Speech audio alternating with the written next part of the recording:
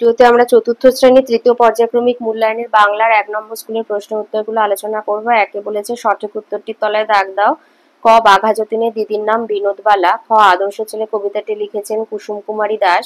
গ হযবরল বইটি লিখেছেন সুকুমার রায়। ঘ মারমেট কথাটির অর্থ হলো জলকন্যা। উঙ প্রত্যেক দিনের ঘটনা লিখে রাখাই হলো দিনলিপি। দুয়ে দিয়েছে শব্দার্থ লেখ্য। ক সাগরেদ হলো শিষ্য। খ প্র্যাকটিস হলো অভ্যাস।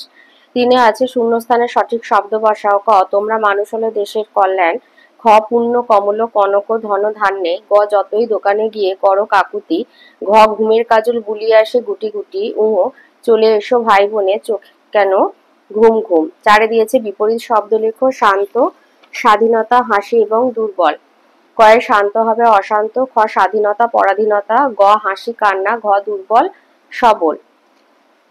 পাঁচে দিয়েছে নির্দেশ মতো উত্তর দাও। ক বলেছে বর্ণ সাজিয়ে সঠিক শব্দ লেখো রোশনাই।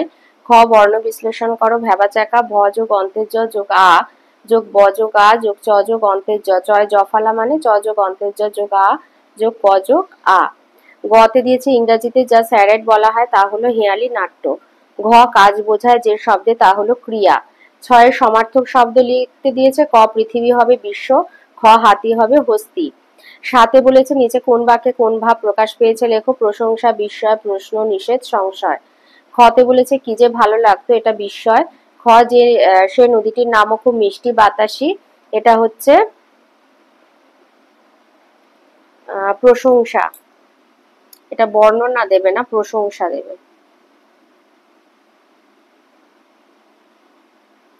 গ অনেকটা যেন মানুষের মতো সংশয়। ঘ যা চশমাটা কোথায় গেল প্রশ্নবোধক চিহ্ন আছে তাই প্রশ্ন। উঙ না না ওখানে নামা যাবে না নিষেধ। আটে দিয়েছে শব্দ যুগলের অর্থ পার্থক্য লেখো। দয় বয় দীর্ঘই প দ্বীপ আর দয় দীর্ঘই প দ্বীপ। দয় বয় দীর্ঘই প দ্বীপ হচ্ছে জলবেষ্টিত ভূমি আর দয় দীর্ঘই প দ্বীপ প্রদীপ। আর ক্ষয়ে তালবের সহায়কার পর সাপ মানে অভিশাপ আর দন্তের সহায়কার পর সাপ মানে সর্প। নয়তে দিয়েছে নির্দেশ মতো উত্তর দিতে বলেছে। ক বলেছে জ্যোতি বাউল গান শোনে এই বাক্যে কর্তা হলো জ্যোতি। খ মা সাঁতার শেখাতেন এই বাক্যে কর্ম হলো সাঁতার। গ প্রিয়া দিদিকে বই দিল এই বাক্যে ক্রিয়া হলো দিল। ঘ সে বড় শান্ত মেয়ে এই বাক্যে সর্বনাম হলো সে। উঙ কলমটি খুব সুন্দর এই বাক্যের বিশেষ্য পদটি হচ্ছে কলমটি। 10 বাক্য রচনা করতে বলেছে। ফুটফুটে আর মিটিমিটি লিখবে বাচ্চা ছেলেটার ফুটফুটে মুখ ভীষণ মায়া ভরা। খ মিটিমিটি সদ্য জন্মানো বিড়াল ছানাটা আমার দিকে মিটিমিটি চোখে চেয়ে রয়েছে। 11তে বলেছে নিচের বাক্যের প্রশ্নগুলির পূর্ণ বাক্যে উত্তর লেখো। ক যতীন মায়ের নাম কি শরৎ শশী। খ যতীন কোন জিনিসটির সবচেয়ে বেশি যত্ন করত। যতীন তার সাধের ঘুড়িটির সবচেয়ে বেশি যত্ন করত। গ মায়াদ্বীপে ওনারা থাকেন এখানে কাদের কথা বলা হয়েছে।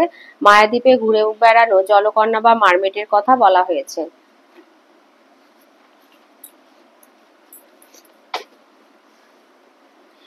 ঘ ওগো শোনো কান পেতে কান পাতলে কি শোনা যাবে পুরীদের গান। উঙ কথায় না বড় হয়ে কাজে বড় হবে। কবি কি বোঝাতে চেয়েছেন। কবি বোঝাতে চেয়েছেন যে দেশের ছেলেরা যেন শুধু কথাবার্তার মাধ্যমে নিজেদের জাহির না করে কাজের মাধ্যমে নিজেদের প্রতিভা বিকশিত করে। চ পিংলা নদীর মাঝে সেই দ্বীপটির নাম কি মায়াদ্বীপ। ছ বলেছে নইলে কবিতায় কবি কিভাবে 12 ঘন্টা দাঁড়াতে বলা হয়েছে। দুটো পা এবং মন স্থির করে 12 ঘন্টা দাঁড়াতে বলা হয়েছে। বর্গিঞ্জ অখিল বন্ধু নিয়োগী ছদ্মনাম কি স্বপন বুড়ো। 12তে বলেছে শরৎকাল অথবা তোমার প্রিয় খেলা বিষয়ে 4টি বাক্য লেখো। শরৎকাল হচ্ছে 1 লিখবে ভাদ্র আর আশ্বিন মাস নিয়ে হয় শরৎকাল। 2 হচ্ছে এই ঋতুতে নীল আকাশে সাদা সাদা মেঘ ভেসে বেড়ায়। 3 শিউলি কার শেফালি পদ্ম প্রভৃতি ফুল এই সময় ফোটে। আর 4 হচ্ছে এই ঋতুর প্রধান উৎসব হলো দুর্গাপূজা। আর হচ্ছে তোমার প্রিয় খেলা। আমার প্রিয় খেলা হলো ফুটবল। 2 হচ্ছে ফুটবল খেলার মাঠ বড়দের বেলায় লম্বা হচ্ছে 120 গজ চওড়া 80 গজ আর ছোটদের বেলায় লম্বা 80 গজ চওড়া 60 গজ।